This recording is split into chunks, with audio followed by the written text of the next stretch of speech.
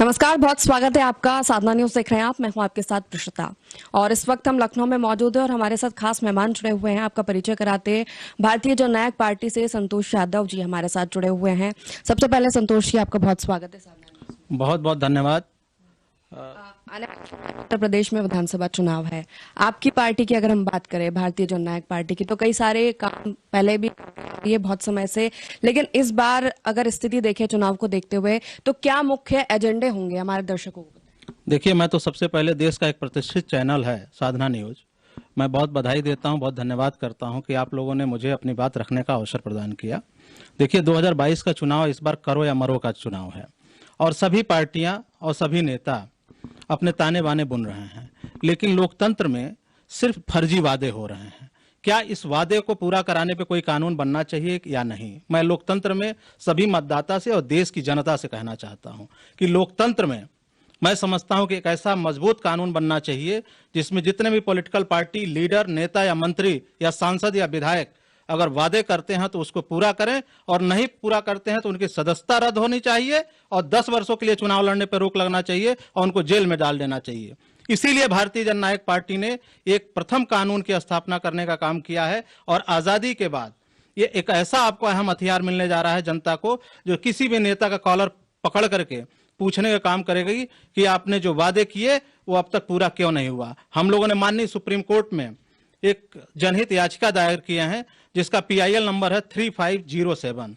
अब हम लोग कहते हैं कि अब वादा किया तो निभाना पड़ेगा, नहीं तो जेल जाना पड़ेगा और साथ में कुर्सी गंवाना पड़ेगा। इसी एजेंडे के साथ हम लोग उत्तर प्रदेश के 403 विधानसभा सीटों पर चुनाव लड़ाने का काम करेंगे। अब जात पात से ऊपर अब न यादव की सरकार होगी, न दलित की सरकार होगी, न मुस्लिम की सरकार होगी, न ठाकुर की सरकार होगी और न ही ब्राह्मण की सरकार होगी। अब देश में और लोकतंत्र में और उत्तर प्रदेश में जनता की सरकार होगी और जननायक की सरकार होगी। उत्तर प्रदेश की राजनीति की हम बात करें तो जात पात, धर्म और जिस तरह से अयोध्या का राम मंदिर वाला मुद्दा हो या फिर जिन्ना की बात की जाए, तो चुनावी समय में ये सारी चीजें बड़ा उठकर आती हैं। जी, मैं समझता हूं कि ये जनता का ध्यान भ्रमित करने वाली बात है। देखिए, इससे ना तो किसी भी युवा को रोजगार मिल जाएगा, ना ही किसी गरीब का उत्थान हो जाएगा। देखिए, ना ही शिक्षित हो जाएगा, ना ही उसको आने वाले समय में, जैसे जिस तरह से आज देश का परिदृश्य बदल रहा है, हर एक पार्टियां, हर एक दल सिर्फ जात पात, राम और जिन्ना की बात कर रहा है। मैं कहता हूं कि इसके पहले ये लोग कहाँ रहते हैं? चुनाव में ही ये क्यों जिन्ना याद आता है, क्यों राम ही याद आते हैं? इन सब बातों से ऊपर उठ करके रोजगार पे बात होना चाहिए, शिक्षा पे बात होनी चाहिए और प्रदेश को एक मजबूत और सशक्त प्रदेश बनाने पे बात होनी चाहिए। इस पे क्यों नहीं बात होती है? और जितने भी नेता हैं, चाहे आप ले लीजिए, एक राजभर जी हैं, ओम प्रकाश राजभर जी, एक सिर्फ एक कुनबा को, एक जात पात की राजनीति करते हैं। निषाद पार्टी, ये सब क्या है? और ये सारे दल जितने भी अपने आप को बड़े दल कहते हैं, जैसे मैं भाजपा की बात करता हूं, चाहे कांग्रेस की बात करता हूं, ये जो अपने आप को बड़े दल कहते हैं, ये क्यों इनको आप साथ में अलायंस करते हैं? क्या इससे लोकतंत्र का डेवलपमेंट हो पाएगा? और मैं कहता हूं वोटर्स, एज ए वोटर मैं कहना चाहता हूं, लोकतंत्र में अगर एक क्लीन पॉलिटिक्स और स्वच्छ राजनीति की स्थापना करना है तो इससे ऊपर उठना ही पड़ेगा और मतदाता को सोचना पड़ेगा। मैं समझता हूं कि अगर देश का विकास करना है और प्रदेश का विकास करना है तो आप सभी को यह निश्चित तय करना पड़ेगा कि ये जात पात से ऊपर उठ करके वोट करिए। कैंडिडेट का चुनाव, ऐसे कैंडिडेट का चुनाव करिए जो व्यक्ति लर्नेड हो, जो आपके क्षेत्र की बात सदन में या संसद में या विधानसभा में मजबूती से रख सके। हाँ, जिस तरह से आपकी पार्टी ने युवाओं को लेकर भी मुहिम उठा रखी है, रोजगार को लेकर मुहिम उठा रखी है। एक तरफ भारतीय जनता पार्टी ये दावा कर रही है कि जिन रोजगार की बात की थी, युवाओं को रोजगार देना है, तो वो दिया गया है। भारतीय जनता पार्टी का यह दावा है। समाजवादी पार्टी इसको सिरे से नकार रही है। आप देख ही रहे, तमाम खबरें चर्चाओं में है। आपकी पार्टी का भी ये टाइटल है कि कोई बताए, कोई सताए तो हमें बताए। Yes, you are right. देखिए, मैं ये कहना चाहूंगा कि जब केंद्र में सरकार बीजेपी की है और उत्तर प्रदेश में सरकार बीजेपी की है, निश्चित तौर पे मैं इस बात को इनकार नहीं कर सकता कि एक बड़ा डेवलपमेंट किया जा सकता था, एक बढ़िया मॉडल उत्तर प्रदेश को निखारा जा सकता था और उत्तर प्रदेश को ये पूरे देश में, जैसे लोग गुजरात मॉडल को लेके आए और उत्तर प्रदेश को हिट किया इन लोगों ने कि उत्तर प्रदेश में, और उसी के इशारे पे और उसी के नाम पर उत्तर प्रदेश में लोकसभा में एक अच्छा बहुमत मिला इन लोगों को। लेकिन विधानसभा में ये लोग फिसड्डी साबित हो गए। इस सरकार एकदम फेल हो गई। और फेल कैसे हुई? मैं कहता हूं कि उत्तर प्रदेश में, जैसे उत्तर प्रदेश की योगी सरकार कहती है कि उत्तर प्रदेश नंबर 1 प्रदेश बन गया, तो मैं ये कहता हूं कि अवार्ड लेने वाला कौन है और अवार्ड देने वाला कौन है, प्रश्न इसी में है और जनता तय करेगी। और मैं ये प्रश्न मैं जनता पे छोड़ता हूं कि उत्तर प्रदेश में किसको रोजगार मिला है। मैं कहता हूं कि सारे देश के लोग हमको सुन रहे होंगे और देख रहे होंगे, ये सब झूठी और नकली बातें हैं। मैं कहता हूं उत्तर प्रदेश में sub inspector examination paper leak परीक्षा निरस्त, Uttar Pradesh tubewell operator paper leak परीक्षा निरस्त, उत्तर प्रदेश ग्राम विकास अधिकारी पेपर लीक परीक्षा निरस्त, 69,000 परीक्षा भर्ती, इसमें भी आरक्षण का गोलमाल कर करके आज भी मुख्यमंत्री से अभ्यर्थी आज के डेट में मिले हैं और मुख्यमंत्री ने कहा है कि इसकी जांच होनी चाहिए और आरक्षण का जो लोग इसमें पात्रता रखते हैं उनको देना चाहिए। इस तरीके से एक सरकार के नाक के नीचे इतना बड़ा स्कैम हो रहा है, एक बड़ा स्कैम है। और मैं साधना चैनल पे कहना चाहूंगा, इस स्कैम में आप लोग भी इसका खुलासा करिए, एक बड़ी सफलता मिलेगी। समाजवादी पार्टी की बात करें तो इस बार के चुनाव में एक नई रणनीति पे समाजवादी पार्टी काम कर रही है कि छोटे दलों को लेकर गठबंधन कर उनसे और बीजेपी के सामने एक चुनौती खड़ी करे, ये उनकी रणनीति है। तो क्या आपको नहीं लगता अगर गठबंधन कर लिया जाए किसी पार्टी से तो जो भी आपके मुद्दे हैं, जो भी आपका एजेंडा है पार्टी का, उनको जनता तक पहुंचाने की जो राह है वो आसान हो जाएगी? देखिए, ये एक बड़ा आपने अच्छा प्रश्न किया है।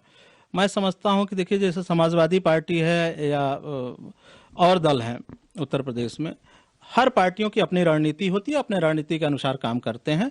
हम लोग की एक बड़ी टीम है। हमारे यहाँ लर्नेड जो है रिटायर्ड आईएएस काम कर रहे हैं, हमारे यहाँ जागरूक स्टूडेंट्स हैं, हमारे यहाँ अधिवक्तागण हैं।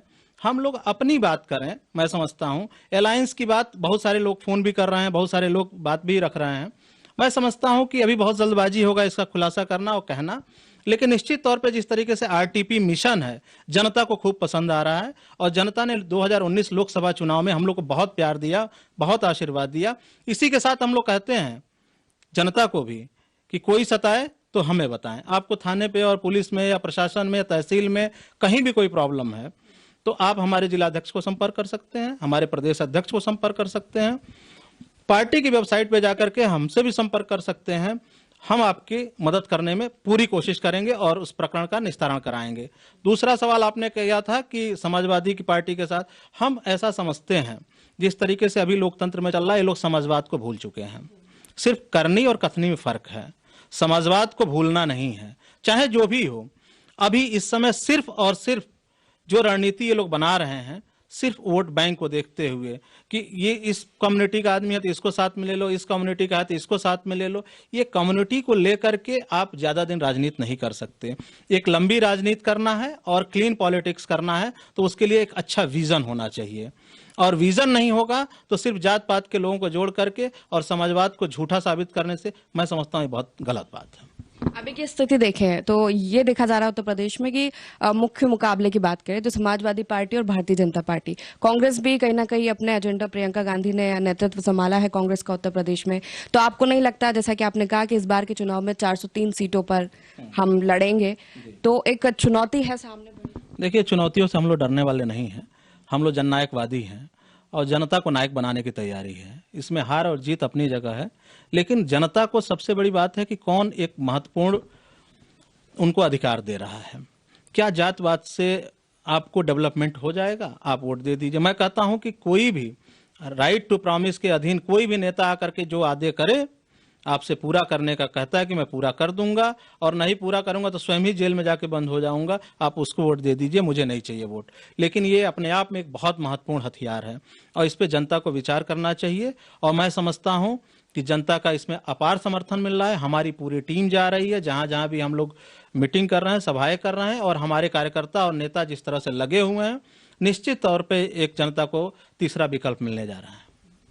चलते चलते दर्शकों को क्या संदेश देना चाहिए? देखिए, आप अपने अधिकार को समझिए, और आप अपने अधिकार को नहीं समझेंगे तो आपको और आपके आने वाली पीढ़ी को बहुत बड़ा नुकसान होगा। इसलिए मैं आप सभी से अपील करना चाहता हूं कि उत्तर प्रदेश को एक क्लीन पॉलिटिक्स में कन्वर्ट करिए और जननायक पार्टी को सरकार बनाने में मदद करिए।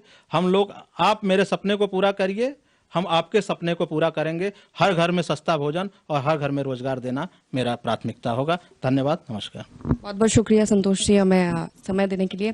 तो ये थे हमारे साथ भारतीय जननायक पार्टी से संतोष यादव जी, जिनका मुख्य एजेंडा है आरटीपी, राइट टू प्रॉमिस, जिसको लेकर इस बार के विधानसभा चुनाव में भी वो उतर रहे और उनका कहना है कि आने वाले समय में चुनाव में 403 विधानसभा सीटों पर हम अपने एजेंडे के साथ जनता के बीच पहुंचेंगे। कैमरा पर्सन कुमार पृथ्वी के साथ मैं प्रशिता शर्मा, साधना न्यूज, लखनऊ।